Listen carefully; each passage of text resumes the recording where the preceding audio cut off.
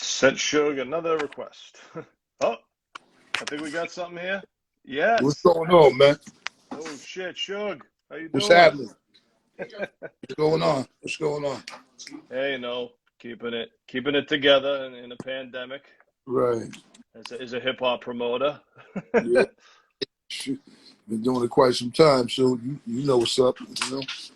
Yeah, just another phase, right? Mm-hmm. So yeah, I'm just so now that you're here, I want to thank everybody for tuning in to the Leedz Edutainment podcast. We got a very special guest today, Big Shug of Gang Starr Foundation. Thank you for joining us. Yeah, no doubt. I appreciate it. I really do. I wanted to touch base as it's been a while. I mean, I think last time I saw you was in the Whole Foods, and you know, a lot's changed and gone on, but you know, I kind of want to just take it back for people that don't know the history a little bit, because I think the history is very important. The legacy that you're a part of. Now you grow up you grew born and raised in Mattapan, right? I mean, hold on one second. Oh, that's the thing. Now I just heard mad voices. I'm sorry, man. It should be quiet. But anyway, now I was born in Dorchester actually, and when I I think when I turned about 11, I moved to Mattapan, and then I grew up in Mattapan from that point on, you know. AKA Murder Pan, correct? Yeah, I mean, it was Murder Pan at one point. I think they kind of glorified it a little bit, but it was like that more probably in the 80s type of thing, because it was a lot of the little gang things that were going on, a lot of murders and things like that. So that's probably when that was adapted more so. We didn't really call it that as much before that, but it evolved into that. It was just a crazy time, you know? So Mattapan in the 80s was pretty wild then, huh? Yeah, man. I mean, everywhere in Boston. It was a gang thing, so it was the height of the crack era. They had Jamaican posse. They had other people out here getting money, shooting, going crazy. So that was just, if you survived that element, man, then this pandemic was nothing. You know what I mean? Right. Mm-hmm. So when did you start rapping, technically, and when did you actually meet Guru back then? Okay. I started rapping when I was 15 years old. A brother named Justice came from New York, and when I was a kid, I always wrote poetry and stuff, so I was enamored with that. And then he knew about that when I met him, and then he was like, yo, they called me Sugar Bear then. So he was like, yo, Sugar Bear, you can rap.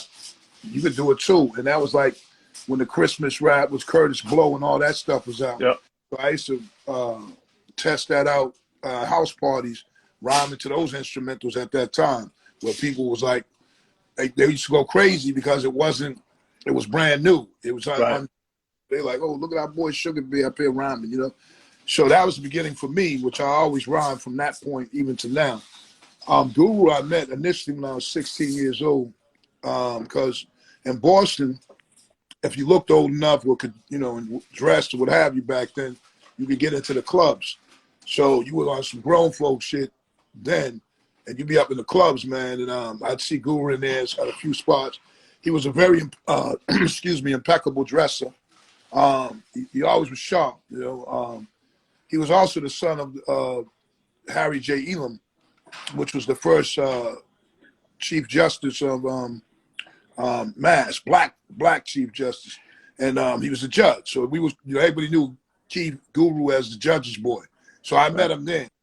And then we never hung out, though. I would see him at some house parties because I was from the street side of it and growing up like that. And he was more on the fashion side of things and just kind of being around it, but not getting down like we were, you know. Right. As we got older, I guess he went to Morehouse in Atlanta. I just went down to Atlanta because I was going to go to Fort Valley State and continue playing football. But I was living in Atlanta. My mom's down at the time. And somebody told I'm just hanging in the streets. I didn't know anybody, but I was that type of dude. I'll go anywhere, you know. So I'm in Atlanta, and people telling me we got people in Mass that from Mass that go to Morehouse and Clark and all that. And I was hanging out with a couple of brothers from Boston, Charles and Dwight, for a minute. And then something corny happened. Like one of them, man, on some real shit, somebody took their sneakers from the football team. That wasn't my style. Like that was, I'm like, what? So as soon as they told me, when I came to visit them, we went over to the frat house with it, you know, where the football players are. That shit don't mean nothing to me. I'm a football player. Plus, I'm me. Like always, I knock on the door, and they like, yo, they like, this is really how it went down. Yo, what you want? Basically, I was like, yo, you got my man sneakers. You know what I'm saying? If I don't get them sneakers now, I'm fucking y'all up. This is just me, and this is the whole football team, the house. So, and they used to have a little fear of like, you know, East Coast cats like that, you know, and they was kind of more country at the time, you know. So dudes went got the sneakers, gave them to me. I gave them to Dwight, and then they was pissed at him. And I walked up, and then I was like, yo, I can't hang with motherfuckers like this. And then this girl, Lisa, who's also from Mattapan, she was like, yo, you got another homeboy, Keith Elam, over at Morehouse. And I was like, oh, Keith, I know Keith, you know. So I went over to this. They used to go to a spot called the Phoenix on Wednesday nights. That was some college shit, 25-cent drinks, right? It used to be wild because you'd be on the dance floor and then they'll get on the mic and say, 25-cent drinks, then the whole dance floor disappeared. You know, 25-cent drinks is over. And that's when it was happy hour when you're getting 3 drinks. And oh, man, it was crazy. And so Guru was there. And I seen him and shit. I was like, oh, shit. And everybody already knew me from Boston, Sugar Bear. So we embraced. We lit up a joint, like way when it was like illegal and stupid. Like, and they came looking to see what we were smoking. But we still, you know, did that at the club. And from that day on, we just hung. Like, because I had told myself I was hanging out with these cats over in Morris Brown, but like I'm not fucking with them no more. So then from that day on, it was on like with us. So we was about shit. This might have been about 83 because it was his senior year. It was his senior year in college. You know what I mean? So that's when I connected with him and we started hanging from that point. You know. Now, did you come up with you guys come up with the name Gang Starr? Was it Gang Starr back then, or was it a different Nah, name? Or this what happened when we first started. We were rapping down there.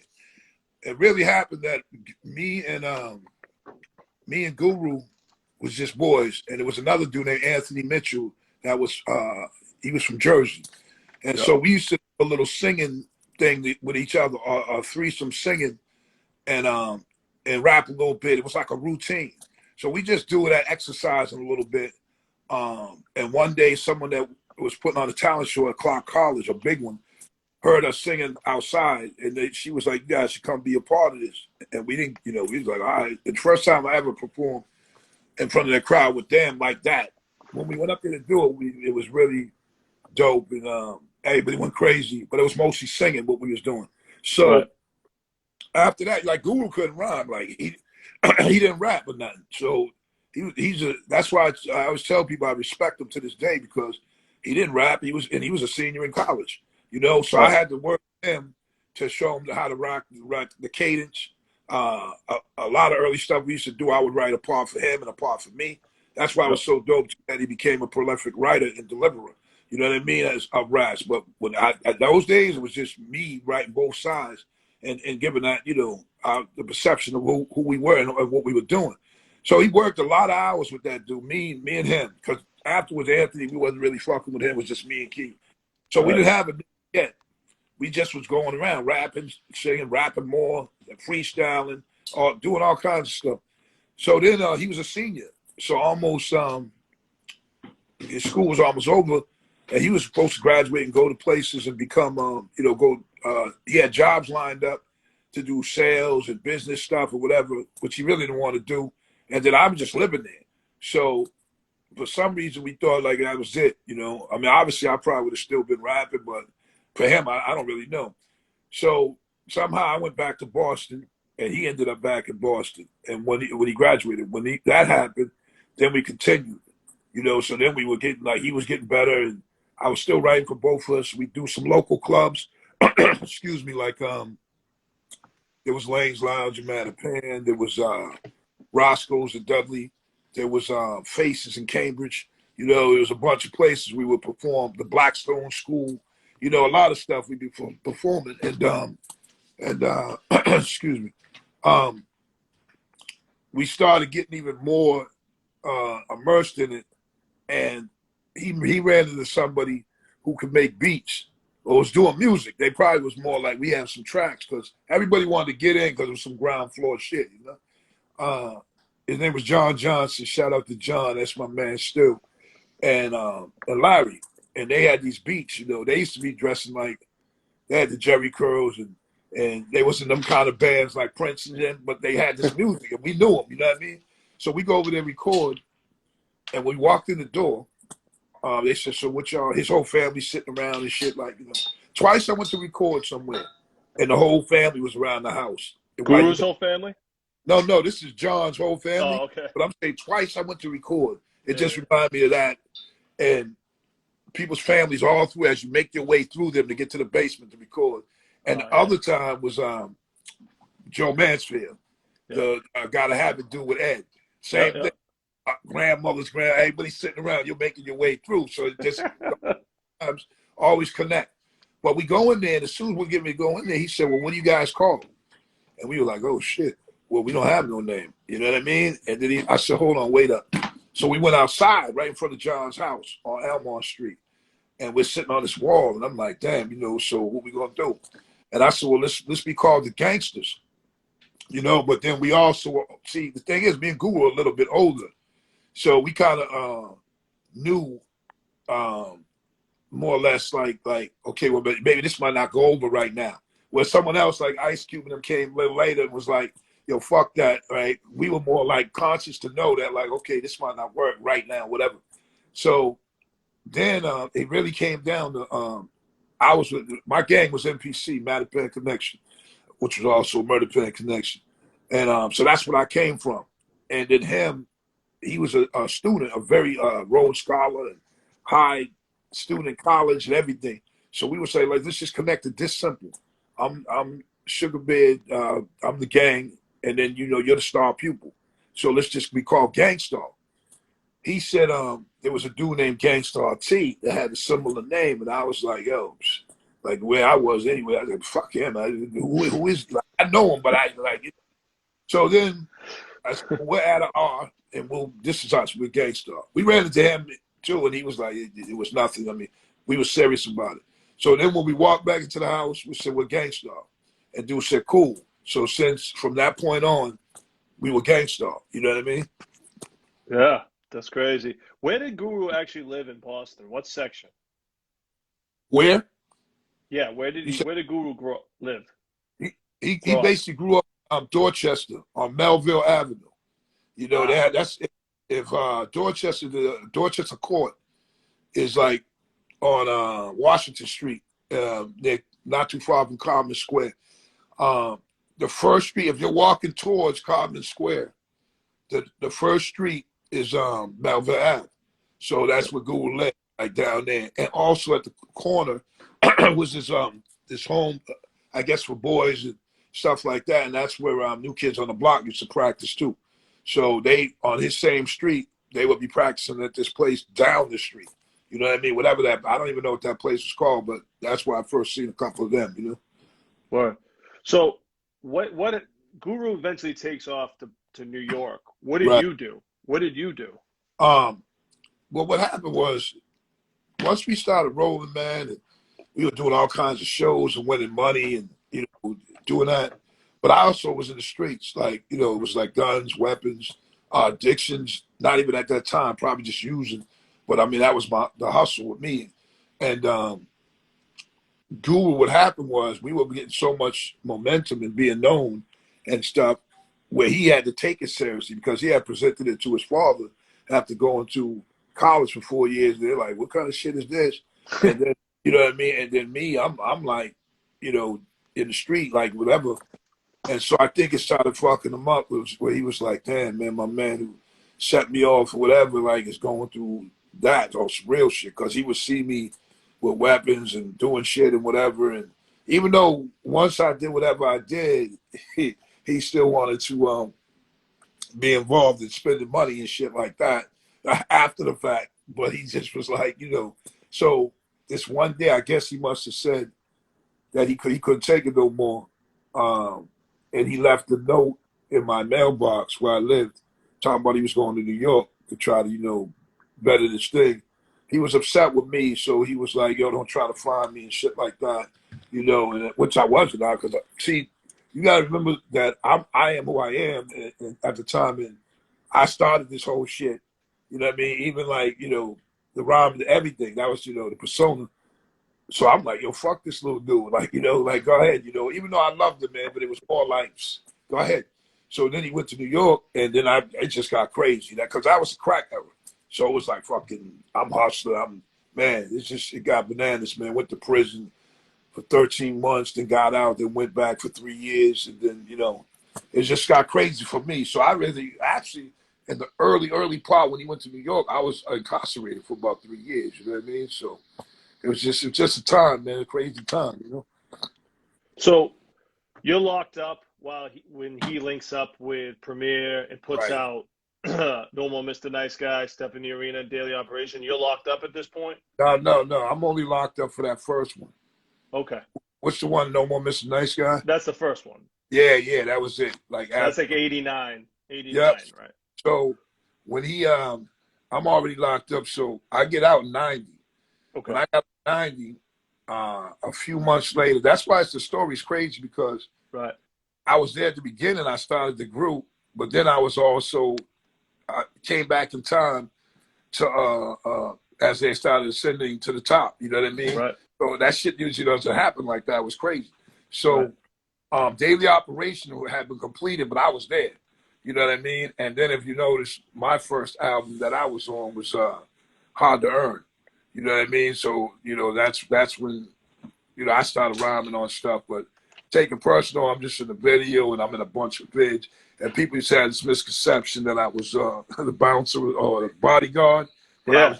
that's just how it looked, but I mean, it was just holding my dudes down. But yeah, I got out 90 and the rest, I waited a while though, because I really wanted to be able to contribute back to society on some real shit. I was like, I wasn't thinking nothing about rapping. But then this rooming house that I was staying in,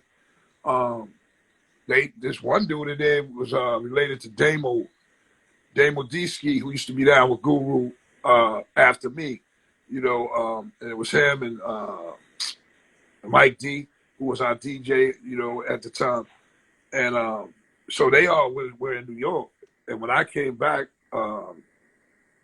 his uncle was in the rooming house with me, and he said, "Yo, I got Guru's number. Like, we could call him."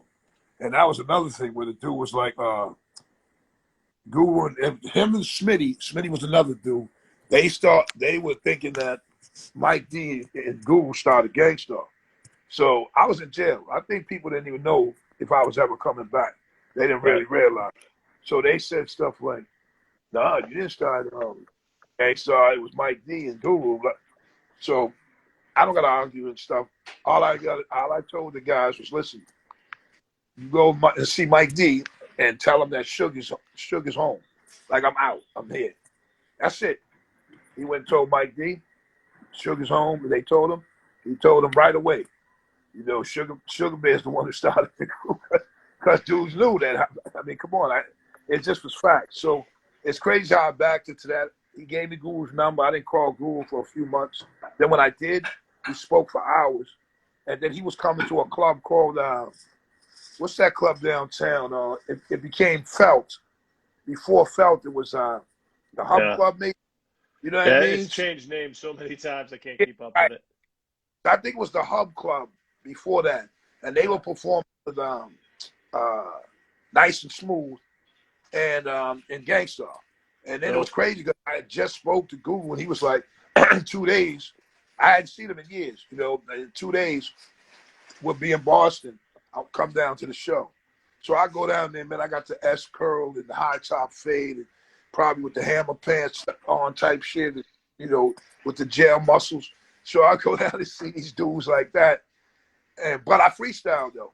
So it was the first time I hadn't seen him. So he brought me on after the show. And then I started freestyling. Then we hung out. And it was so dope because that was my best friend before we had separated.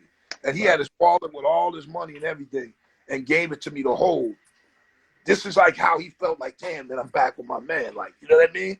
And so all night we hung. And then I started going to New York on the weekends and everything, one thing led to another to get back in the fold. You know what I mean? Yeah. When did you start taking the singing more serious? Because I remember you were on the Jazzmatazz and you were as the Uh, singer. um, well, what happened was, like I always sang, I grew up singing. When I Right. first got with Gang Starr, like the dudes knew that too. They knew that Right. behind the scenes. So what happened was, I was on EMI. I was on EMI when D'Angelo was on EMI, and me and Gang Starr and this group called Shades. There was a bunch of us on there. And my first single was called Treat You Better. And that was a Yeah. single. Quick question. Who produced that? Was it Guru or Premier? Now that was for me. You That know, was Premier. Treat yeah, You Better was Premier. yeah. So Okay. dudes like to sing, Yeah. but if we had a if we had probably better knowledge, if we had better knowledge like back then, we would have knew how to handle that. You know, Right. because it was like, I mean, when you see people today singing and a lot of them using the machine like now, but a lot of people are singing and rapping now. Like I was really way ahead with that, like 'cause that was always what we did. So um, when we would go on, we did the Treat You Better video, Times Square. We did it in a real den of inequity. If those who don't know what that is, a straight hoe house, right? And everything. So when you see that video's on YouTube for years, like that video, you see all the prostitutes, women. If Heather Hunter was this big porn star at that time, brought a bunch of women to be in there. So it's just classic video. You know? It's crazy too because some of the women in the video and all that, like they're grown now, they got families, whatever. And because we got social media, they'll hit me up and say, "Hey, remember me from?" So it's kind of wild, you know. But it's Yeah, I dope though. bet. So um, after we did that, here's another thing too. So better was they put it in the circuit, and people started saying even at the EMI, like, "Man, you really think like and shit like that." But we were in the hip hop lane with that, so I was going around and people were telling me, "Yo, that's a nice video. I love that video." But it's dope, whatever. And I'm like, where the fuck are they seeing this? Because it wasn't like it was on mainstream or nothing. But it was on the they used to have something about back then called the Playboy channel, Yep. right? And that shit was like #1 video on the Playboy channel for like a long time. And then what's his name knocked it out, put him on the glass. Um, Sir Mix-a-Lot. Right, he the one came with that and knocked it out, and I was like, oh. So we always had it. Then what me and Premier would do as we did, people that were privy to come to live Gang Starr shows back then, Premier would play a riff. And when he would play a riff, then I would sing a riff. So people that would come to them live shows would like singing and stuff like that, and they knew, you know what I mean? And then other rappers, a lot of other rappers knew because I would sing stuff, and I remember being at a show, Jazz says, LL come up and, hey man, I know you sing and blah blah. LV, LV, Julio, the singer. What was that song? That Gangsta's Paradise. The Yep. dude, same thing. Came. Oh, shoot, I didn't know you. So I always was doing it like behind this, but I didn't really start sliding up with it till I could. So Jazz gave that opportunity to do a couple of like hooks like that, and then after that, I was able to incorporate it like with songs I do, like play it and other different things and stuff, where it wasn't strange to people. It was like actually I always, even to this day, when I sing something, they just go crazy. So it's been dope from that point out. Yeah. So so Hard to Earn comes out. By that time you've got Jasmine. You've been on the Jazzmatazz. You've been on Hard to Earn, and then there's a lull until with Gang Starr and Guru they come back with Moment of Truth, Right, and Militia right, comes out, right. and which is arguably probably one of the illest beats in hip hop history. And you guys are all on there. And let's talk about that era. What was it like during that time period with Militia and Moment of Truth? I mean, this was crazy because when I it was like, yo, we gotta do this song. Then we came up with Militia. Um, and I had to go record with him. Back then, Shug, real quick, are you a little choppy? Is your reception okay? I don't want to lose any of this. um, I mean, I'm still in the same place. It's still choppy now. That's all right, I guess. Okay, I mean, we'll roll with it. because I'm still trying to sit in the same place. But anyway, um, Premier flew me in because we had to do this song, for Moment of Truth. So he don't even have it together yet, and I don't have no rhyme for it either. Because my early work, I used to freestyle. Right. So FALA freestyle, Crush freestyle, Do What Pays You, Militia. So he's in the room doing that beat, and I'm hearing that dun, dun, dun, dun, I'm hearing the beat, and I'm like, shit. So I'm just rhyming on the couch. I'm on the couch chilling, and he's like, yo, you like this, whatever? I said, yeah, that shit straight. He said, you got something for us? I said, yeah. But I'm making the shit in my head right then, like I'm sitting back there, like. So then he got it, and then he's playing it while he's getting dressed because we had spent the night. So while he's doing that, I'm rhyming, I got it. I got it locked in. If heads only knew how I felt about the rap game. So I got it locked in. I did it a number of times. And then we went to the studio and did it. Boom. So then Google comes in and does his, and then he sees Freddie a few later, and Freddie does his. So at the time, now we got to do a video because at first that wasn't a single. I forget what was the first single or I whatever. think You Know My Steez. You Know My Yeah. Steez is the first one. So those things were the Militia, I didn't even know it was going to be a single. So Premier said we're going to do this single, so we got to do a video. Freddie comes up with the concept of Three the Hard Way, like this is blaxploitation movie back in the 70s. It started Jim Kelly, Fred Williamson, and Jim Brown. You know what I mean? So that's why it's hence us, the three characters, that had our roles. It was so dope to me because I came up in the era where them karate flicks was the shit. With some whipping ass and shit was dope, right? And now you're in a movie. I'm in a movie, like the video, fighting, and I'm like, yo, this shit's crazy. You know what I mean? But I took martial arts myself. So if you see the video, it's not it doesn't look forced. It looks effortless in the beef. You know what I mean? Throwing dudes and whatever, and the blows, because I know what I'm doing. And at the time, when they asked me, I told them that. I said, oh, yeah, I got, we got this. Plus, I mean, coming from fighting as well, period. You know what I mean? So I'm like, and the dudes were stuntmen. So it's like, dudes like, you could throw us through the table. You could do all this shit. I was like, okay. So after, and this is so crazy. When we shot that video, after my scene right there, you could hear a pin drop. Like you could hear a pin drop, and then everybody, there's tons back then. You had tons of people on the set. Videos were up from 100,000, whatever. You know what I mean? And Yeah. everybody just cheered like it was some big ass performance. Like, and all I did was had that fight scene right there, and I was like, wow. And the crazy thing about it, because the shit was breakaway too, so the table was breakaway. So when I threw dude through it, it banged the shit out of my shin. And anybody knows it hit your shin, like, but I got to play the role, though. I'm playing, you see the video, I'm standing there like that, but my shit is like, yo. And then once we started cut, I'm like, oh, shit, but it was dope that it was done. So now this song takes off, though. Once they released that song, that shit took off. I was like, I mean, it didn't catch me like that. You know what I mean? So it was like, so we went to the Source Awards. And I was in the limo by myself, right? We used to play shit to the hill. They told us we had 3 or 4 limos coming to the crib out in New York, grew in them houses. We jumping in them shits like, I'm known at that time. First, you could just be part of the crew, but now I'm fully known like Big Shug. I jump in the limo, I get out at where the Source Awards are. They clicking cameras, some red carpet, dumb shit. And I'm like, wow, this is wild. You know what I mean? And that was like, we had a very high height with the music right at that time. You know what I'm saying? Yeah. That was, I think, might have been around the time when Crush was soon after or something like that.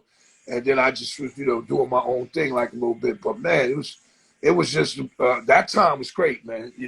I remember going to the Source Award too when the time when I think when Suge Knight had said to about the Puff Daddy shit and all that. But Tupac was my man. We was mad cool. So if people go back and listen, he'll say the real Big Shug when he talked about Suge Knight coming out Yeah. and I said the real Big Shug. I really knew dudes. Like everything other people seen was TV shit. Like, but I knew this dude, so I know when I see him, I'm like, dude, what did you mean? What is that? That shit could go unknown because this dude was a multi-platinum artist, and I'm Suge Underground. You know, but I personally still like, yo, what was up? Oh, nah, it wasn't like that. That's a that's why a lot of this drama we would see would just be that drama, like not really like what people really knew. But it is what it is. But it was a great time at that time. Militia is like, I mean, when I perform now, Militia, and people are knowing the words, that shit is crazy because they're not the people that were there when it came out. You know, No. so I had to put them on, man. And in Europe, and even with here, you know, I've done shows with you, and I'm like still watching people like doing Militia verse. I'm like, it's crazy, man, you know? Yeah. So, after that era, Gang Yeah. Starr drops The Owners and then breaks up, Right. right? Right soon after The Owners comes out. Remember, Yeah. it's probably 2003, Right. 2004. 2003, yeah. Yeah. Now, at that point, where do you fall in that? Because Guru goes off with the infamous Solar. Right. You're Right. got a relationship with Premier now. You need beats. Right. Like where did you fall in that breakup? Like it What must have been happened? challenging. Well, not. Well, what happened was Guru, man, kind of started. Even though that was my man, he kind of started separating himself from us like earlier than that. So I spent from when I started doing Crush, I actually spent more time with Premier than even Guru. So I was Why? always. Why? I'm sorry to stop you. Why was Premier? Why was Guru starting to separate? What was his I, reasoning? I don't know. Like he had some dissension, man. He had some stuff about him where he kind of wanted to be solo. You know what I mean? Like that's a fact. Like so, he wanted to be solo, and he thought like some things with Premier hindered a certain part about him. You know what I mean? Like where he like when they did a Gang Starr song, for instance, he was looking for one of their albums. He was looking for a different sound, and that's why Guru was right. For some reason, I don't know, man, but that's why you hear a song called "Much Too Much," and Yep. it's produced by should I forget who produced it, but Daps on the hook, Magamel, right? That was somebody else. Everything else was Premier because that was Guru's thing, like it, and so it's like he had his own little idiosyncrasies about certain things. Like I told him, if he had, I feel that if Jazz with Chaz had a win, excuse me, multi-platinum, um, the demise of the Gang Starr would have been sooner. You know what I mean? So it was what he wanted to do on his own. So me and Premier actually became better friends um, than me and Guru. Even though Guru was still my man, but he wasn't really around when I would come to New York. He would be doing something, and we don't even have to see each other because I lived in Boston still. But when we had to go on tour, I might see you in the hotel room, see him somewhere, talk, smoke a little bit. That's about it. But on Showtime, it was always impeccable. We always that's why it's always that gifted, unlimited rhymes, universal.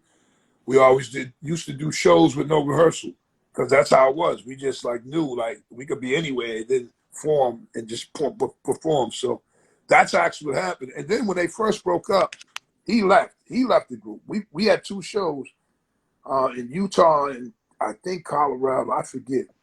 And Guru used to get drunk, man. Sometimes he used to be like, "I'm going home. I'm leaving the tour." Like he just get mad, you know. And one day he really left, so we still had a show to do, and he was gone. And I was like, "Oh shit!" So we sit down. We got Stacks there. We got me there. We got shit. Someone else. We might have had one person. Maybe Rue was with us.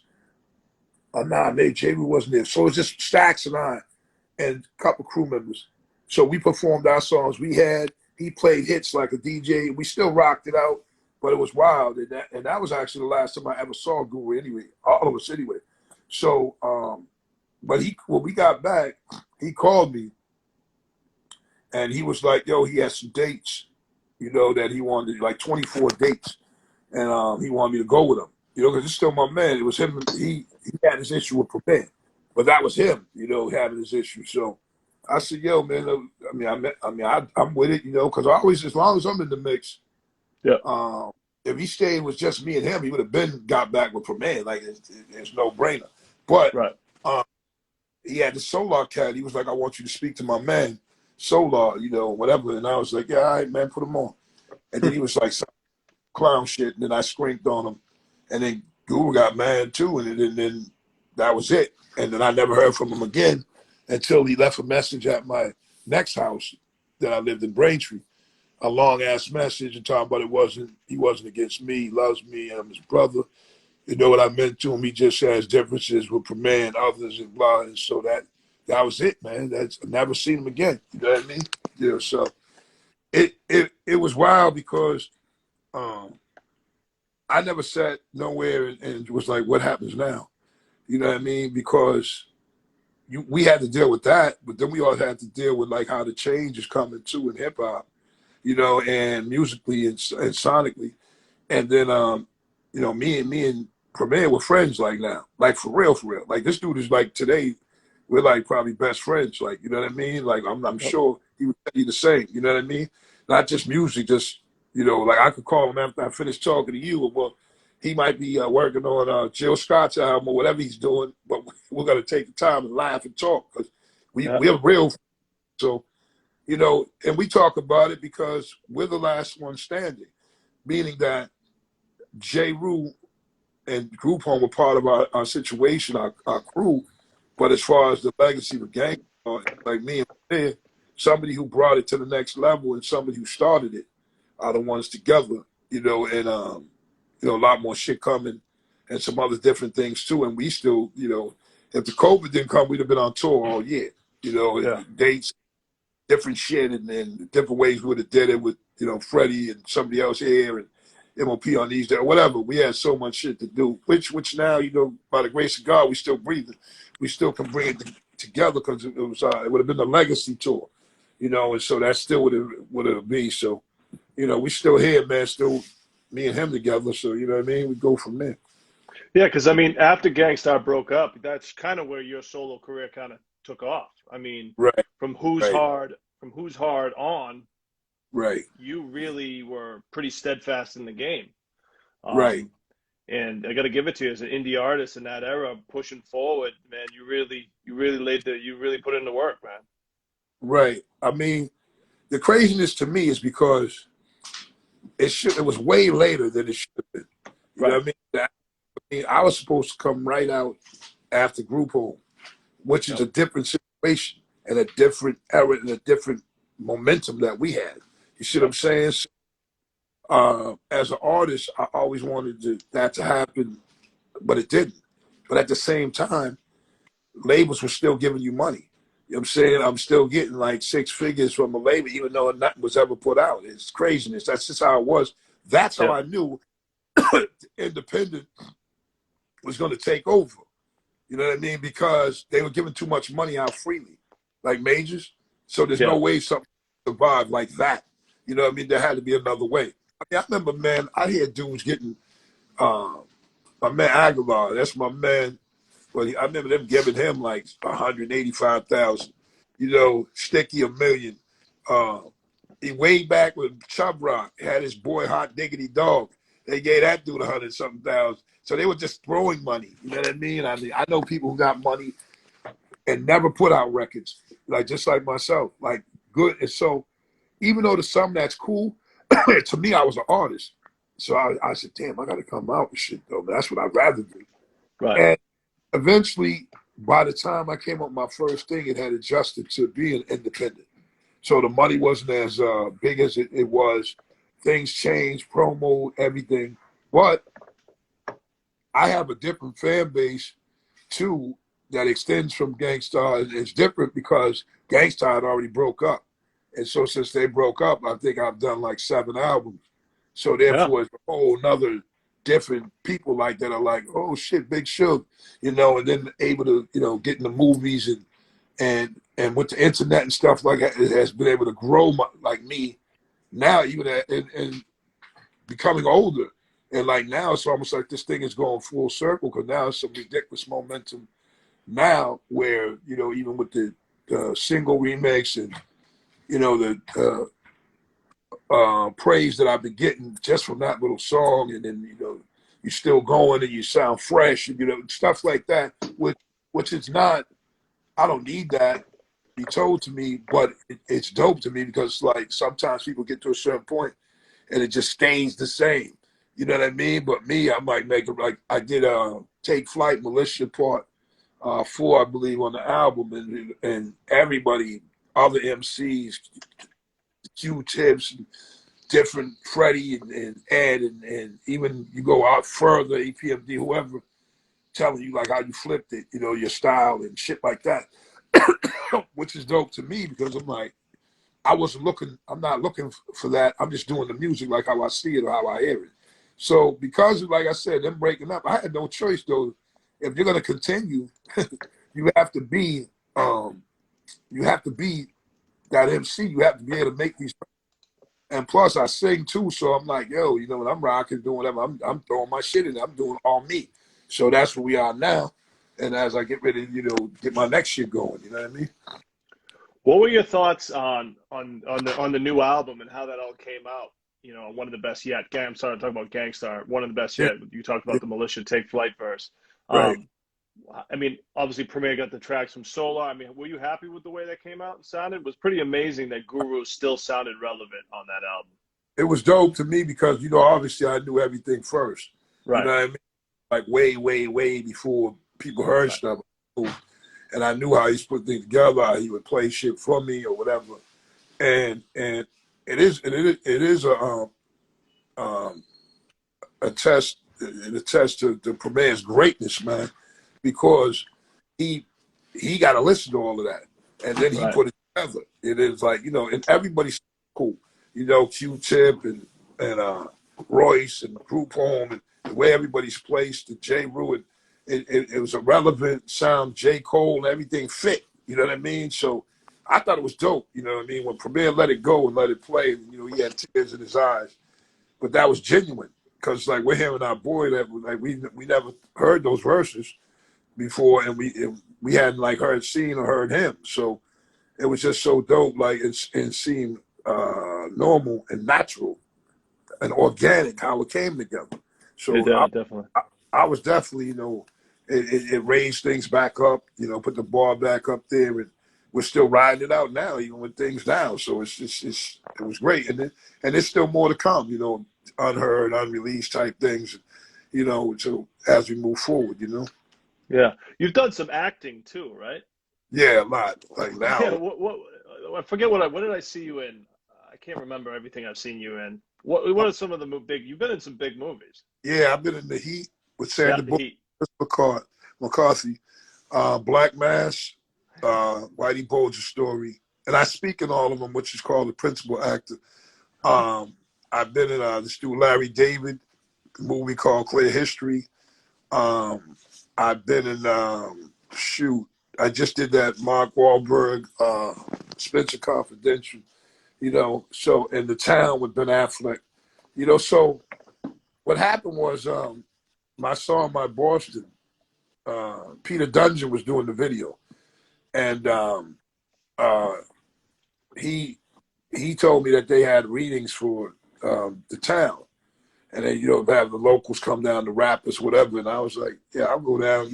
She was good, and Slane was in it, but I was the only other rapper to be in it. Like, you know what I mean? So from that point on, I guess I fit a lot of other bills, so they keep calling me. And I still keep getting called a lot. So there's more to come, But that's been another amazing thing too,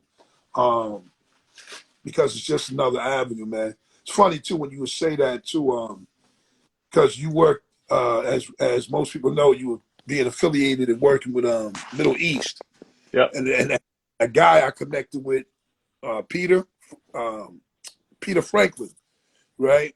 Um, he works there. He worked there for years, Yep. and we went to school together in like the third grade.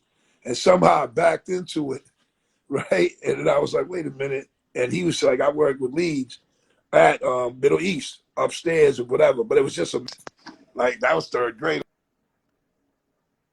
action. You know what I mean? So Yeah. it was just, I forget it's he still goes by Peter Franklin, but I know he told me like he worked there for years with you. You know what I mean? Yeah.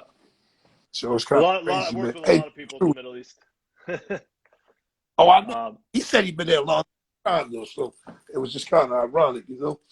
yeah. Uh, So, excuse me, I guess. I'm plugging it in because it's getting a little dark. Oh, we lose you. Uh-oh. I think we might have lost the Shug. Shug, you there? I think we lost a bit of reception. Oh, he's back. All right. Yeah, my B. It's all good. So, we'll wrap this up soon, but I kind of wanted to see, where your head's at now. I know you're big into family. I see your pictures with your sons and everything. Right. So, like, where's your head at now? What we got lined up for the future? Right now, I'm working on an album that's being totally produced by DJ Premier. Excuse me. It's called Undefeated. I got 5 songs in. I'm also I got some more. Excuse me one second. Hold on. Nah, just you get technical difficulty. Trying to make it happen. Yeah, that's all good. Oh, Shug, I think we lost your volume here. Hold up. Stop, Shug. Yeah. Shug, can you hear me? I had my finger It's on all good. something. Yeah, Yeah, I but think you muted it. Let's start the question. Let's start the question go over. ahead. Where's My your head bad. at? What you got? What you got going on? What you got coming up?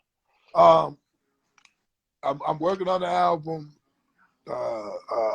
solo album produced all by DJ Premier called Undefeated. Nice. There'll be some good features on it as well, but mostly Big Shug. That's the way it's done. Um, I'm also gonna have some singing stuff come out, some collaborations with worldwide, like different European producers and stuff like that. So music is forever with me, and also more. Uh, Lost you on the button again. I think when I touch it, I'm sorry. Where we stopped at, I'm sorry, man. Well, I think we got it. I think we started the European producers and everything. I think. Is Yeah. there anything else?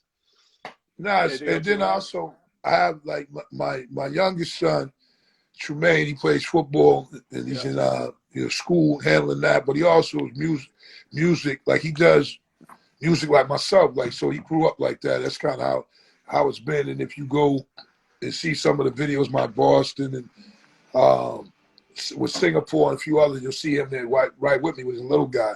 But he's Yep. obviously a big guy now, right? And he does music too. So you'll be hearing things from him.